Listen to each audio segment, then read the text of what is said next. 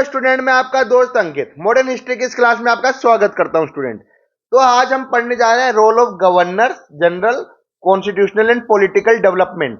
Basically आने वाली classes बहुत सारी होने वाली है इस टॉपिक में, जिसमें मैं आपको गवर्नर जनरल के बारे में या जो एक्ट्स आए थे 1773 से जो करीबन 1853 तक के एक्ट है वो भी पढ़ाऊंगा। साथ बीच बीच में जितने भी गवर्नर जनरल थे उनकी पॉलिसीज क्या क्या लागू हुई थी वो सब पढ़ाने वाला हूँ स्टूडेंट। तो स्टार्ट करते हैं अपन थोड़ा सा वापस से हिस्ट्री से स्टार्ट करेंगे, मतलब पास्ट से कैसे क्या मतलब हुआ था। तो चलिए शुरू करते हैं स्टूडेंट। तो देखिए ओरिजिन कैसे हुआ था कंपनी का। तो याद करिए 1759 में merchant adventure and London traders थे, जो मतलब व्यापारियों का संघ होता था। उनको किसने परमिशन दी थी?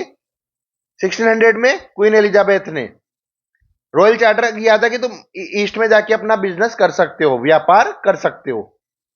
तो इसका नाम क्या हुआ करता था? Governor and company of merchant of London, या इन्हीं को जॉन कंपनी भी बोला जाता था। इनका नेचर कैसा था? Only profit.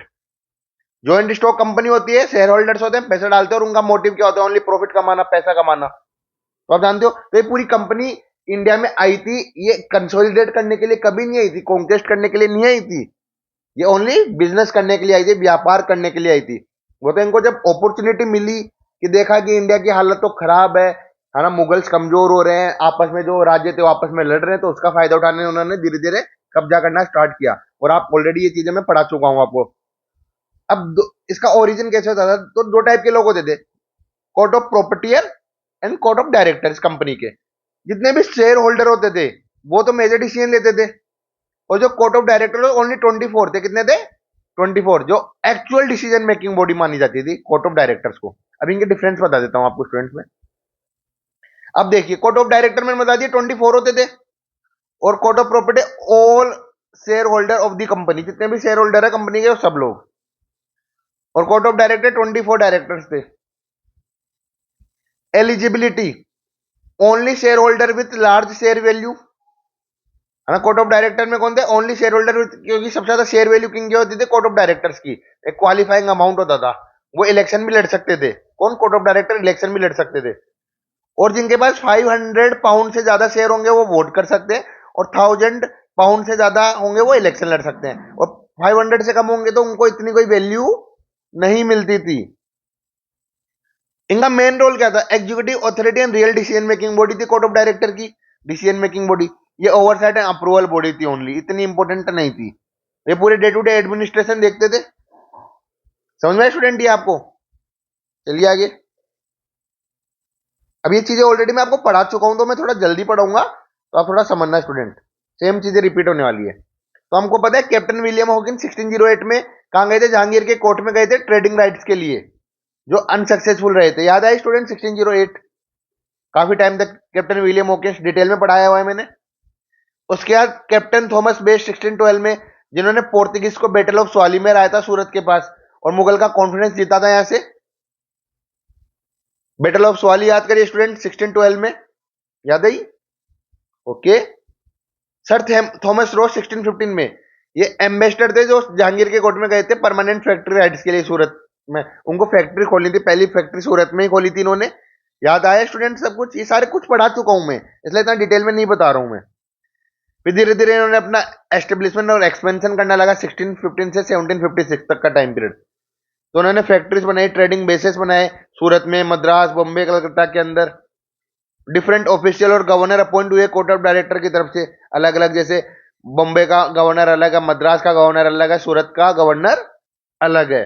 Company monopoly extend East India cape of good of from charter renewal, फिर ये चार्टर्स को भी रिन्यू कराने लगे। समझा स्टूडेंट? अब देखिए, गवर्नर एज एडमिनिस्ट्रेटिव हेड बन गया था। जो गवर्नर था वो कंपनी का एडमिनिस्ट्रेटिव हेड था। उनको गवर्नर और प्रेसिडेंट, जैसे मैंने बताया, बॉम्बे का अलग होता था, मद्रास का अलग, बंगाल का अलग। The role become more political हो गया, जैसे मिलिट्री विक्ट्रीज उन्होंने जीतना स्टार्ट करी तो इनका रोल बहुत ज्यादा मोर पॉलिटिकल हो गया। तो यहीं पे हमने देखा बैटल ऑफ प्लासी होती है 1757 में, उसके बाद बैटल ऑफ बक्सर होती है, डिटेल में पढ़ चुके हैं स्टूडेंट अपन लोग, ये बंगाल वाली क्लास में आप देख सकते हैं। अब पोस्ट बक्सर के बाद क्या हुआ था कि रॉबर्ट क्लाइव को बनाया गया गवर्नर। कहां का? फोर्ट विलियम का। फोर्ट विलियम कब बना था स्टूडेंट बताइए? फोर्ट विलियम जल्दी से बताइए, फोर्ट विलियम कब बना था? तो उन्होंने डायर की डुअल गवर्नमेंट स्टार्ट की थी। ये याद रखना स्टूडेंट कि डुअल गवर्नमेंट कौन लेके आया था? Robert Clive. कौन लेके आया था student? Robert Clive dual government को इंट्रोड्यूस करता है। इसमें ईस्ट इंडिया कंपनी कंट्रोल करती है रेवेन्यू रेवेन्यू और नवाब कंट्रोल करता है एडमिनिस्ट्रेशन। मतलब एक राज्य के लिए दो चीजें होती है, एक तो पूरा एडमिनिस्ट्रेशन चलाना, वो तो चलाएंगे नवाब बंगाल में, और जितना भी पैसों वाला काम होगा रेवेन्यू वाला वो कौन चलाएगा? East India company. तो उन्होंने डुअल गवर्नमेंट का स्टार्ट किया था। ये सिस्टम फेल हो जाता है क्योंकि इसमें एक्सप्लोइटेशन और मिस गवर्नेंस ज्यादा था। ये बुरी तरह से फेल होता है स्टूडेंट, बुरी तरह से फेल होता है ये। अब मैंने बता ही दिया था कि ये इनका इकोनॉमिक मोटिव हुआ करता था सिर्फ डिविडेंड इंक्रीज करने के लिए। जो court of director push aggressive revenue extraction, ज्यादा से ज्यादा पैसा कमाना चाहते थे। तो देख सकते हैं 1767 में 10% डिविडेंड मिलता था, तो 71 तक 12.5 डिविडेंड, तो सीधा 2.5% इंक्रीज हो गया student. This created pressure on the company to extract more revenue. ये प्रेशर गिरा कंपनी के ऊपर, उन्होंने मोर रेवेन्यू कमाया, lead to corruption and famine era suffering. और इसी टाइम पे देखने को बंगाल में बहुत बड़ा फमाइन भी आया था स्टूडेंट। तो होप्स आपको ये समझ में आई होगी स्टूडेंट रामायण। मतलब रामायण ये पूरी, और क्या ही है स्टूडेंट ये। चलिए आगे। अब क्या थी सिचुएशन 1772 में कि क्राइसिस आ गया था ईस्ट इंडिया कंपनी के अंदर। डुअल गवर्नमेंट कंटिन्यू थी बंगाल के अंदर, हेड पावर विदाउट रिस्पॉन्सिबिलिटी। मतलब ऐसा था कि पावर तो थी लेकिन कोई रिस्पॉन्सिबिलिटी नहीं कर रहा था, करप्शन हो रहा था बहुत ज्यादा। तो एडमिनिस्ट्रेशन क्या हो जाता है? Collapse. East India company force to pay 40,000 pound to year British treasury, financial pressure है ना उनको। फोर्स मतलब जबरदस्ती ईस्ट इंडिया कंपनी को पे करना पड़ा था 40,000 पाउंड। फिर इसी टाइम पे वेरन हेस्टिंग को बनाया जाता है गवर्नर फोर्ट विलियम का। रॉबर्ट क्लाइव के बाद कौन बनता है? Warren Hasting. मैंने बता दिया था इस टाइम पे करप्शन अपने पीक पे था। Serving as retired company officials purchase seat in the British parliament. अब हो क्या रहा था, जो भी इंडिया से जा रहे थे ऑफिशियल्स रिटायर्ड होके, वो इतना पैसा कमा लेते थे करप्शन कर करके, इतना पैसा कि जाके वो जो सीट थी ना ब्रिटिश पार्लियामेंट में कोर्ट ऑफ डायरेक्टर्स वाली, तो वहां पे अपनी सीट्स परचेज करवा रहे थे, इतना पैसा हो गया था। तो massive private fortune unknown as nabob, अपने आप को नबूब कहने लग गए थे, जैसे रॉबर्ट क्लाइव अपने आप को नबूब कहता है और बाद में फिर सुसाइड कर लेता है। ग्रोइंग पब्लिक जेलेसी, अब लोगों में आपस में जेलेसी बढ़ने लगी थी इंग्लैंड में toward the wealth of company official, कि लोग वहां के आम आदमी देखते थे इनके पास इतना पैसा कहां से आ रहा है, इतने सैलरी मिलती नहीं है इनको। तो आपस में लोगों में जेलेसी वाली फैक्टर आ चुका था। ईस्ट इंडिया कंपनी रिक्वेस्ट करती है 1 मिलियन पाउंड के लिए लोन ब्रिटिश पार्लियामेंट को, बोलती है कि हमें 1 मिलियन लोन पाउंड वो दे दो। ये गवर्नमेंट के लिए बड़ा शौक था, वहां 1 मिलियन पाउंड लोन मांग रही है ईस्ट इंडिया कंपनी। मतलब कितनी कर्जे में है सोच के सकते हो। कंपनी के ऊपर 6 मिलियन पाउंड का कर्जा था, डेप्थ में थी, बैंक होने वाली थी कंपनी। मतलब कितनी बुरी कंडीशन थी कंपनी की, आप देख सकते हैं स्टूडेंट यहां से। समझ में आया? अब यहीं से स्टूडेंट 1772 में कौन आता है? Warren Hasting. वेरन हेस्टिंग आता है। और 1773 में पहला रेगुलेटिंग एक्ट पास होगा स्टूडेंट। क्या होगा? रेगुलेटिंग एक्ट पास होगा। अब उस रेगुलेटिंग 1773 में जब पास होगा तो उसके कुछ कारण थे क्यों पास किया गया। Administrative cause, political cause, economic cause and parliamentary action. तो ये चारों एक एक करके मैं समझा देता हूं स्टूडेंट आपको। हाँ, तो देखिए पहला एडमिनिस्ट्रेटिव कोज, तो मैंने बता दिया कि डुअल गवर्नमेंट पूरी तरह से फेल हो गई थी, है ना। कंट्रोल करना था करप्शन को और कंपनी एडमिनिस्ट्रेशन को। Warren Warren Hasting period expose the depth of mismanagement. Warren Hasting आए तो उन्होंने देखा कि यहाँ पे कितना मिसमैनेजमेंट हो रहा है। समझ में आया? Administrative coach. पॉलिटिकल कोच देखिए, Clive corruption scandal damage company reputation. जो क्लाइव ने इतना करप्शन किया था, स्कैंडल किए थे, वो डैमेज करता है, कंपनी की रेपुटेशन खराब हो रही थी।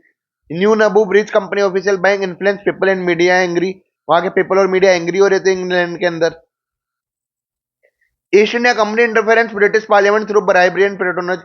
ईस्ट इंडिया कंपनी इंटरफेरेंस कर रही थी ब्रिटिश पार्लियामेंट में पैसे देके। मैंने बताया ना इतना पैसा था कि सीट्स खरीद रही थी, वो ब्राइबरी दे रही थी। तो पॉलिटिकल कोज हो गया। इकोनॉमिक कोज था, मैंने बताया 6 मिलियन डेप्थ में थी, बैंक होने वाली थी, पार्लियामेंट से लोन मांगा। Collapse of revenue system, Bengal में जब फेमाइन आया तो पूरा रेवेन्यू सिस्टम कोलैप्स हो गया। अब पार्लियामेंट एक्शन क्या था? लॉर्ड नॉर्थ सेलेक्ट कमेटी बनी थी, उन्होंने हेल्प करी बट विद स्ट्रिक्ट कंट्रोल। उन्होंने बोला हम पैसा देंगे लेकिन कुछ कंट्रोल भी रखेंगे, और वो कंट्रोल क्या था? Regulating act 1773। Opposition with parliament due to corruption company official growing fear of East India company become a state within state. उनको डर लग रहा था कि कहीं ये ईस्ट इंडिया कंपनी अपने आप को कुछ अलग से ना कर दे। मतलब अभी तो ये अकॉर्डिंग टू वहां के जो भी चार्टर्स के अकॉर्डिंग काम कर रही थी, लेकिन कल अपने आप को ये इंडिपेंडेंट ना कर दे। तो ऐसे हुआ। Ultimate supported by monarch king George who wanted control over company, बोला कि अब पूरा कंट्रोल हम अपने हाथ में रखेंगे कंपनी का। और उसी से क्या आएगा स्टूडेंट, रेगुलेटिंग एक्ट 1773, जिसको मैं नेक्स्ट क्लास में कवर कराऊंगा। तो होप तो आपको आज की कहानी पूरी क्लियर हुई होगी कि रेगुलेटिंग एक्ट पास क्यों किया गया था स्टूडेंट। तो लाइक कमेंट शेयर करना मत भूलिए, कमेंट करिए स्टूडेंट ज्यादा से ज्यादा, सब्सक्राइब करिए, अपने फ्रेंड्स को भी शेयर करिए। Thank you.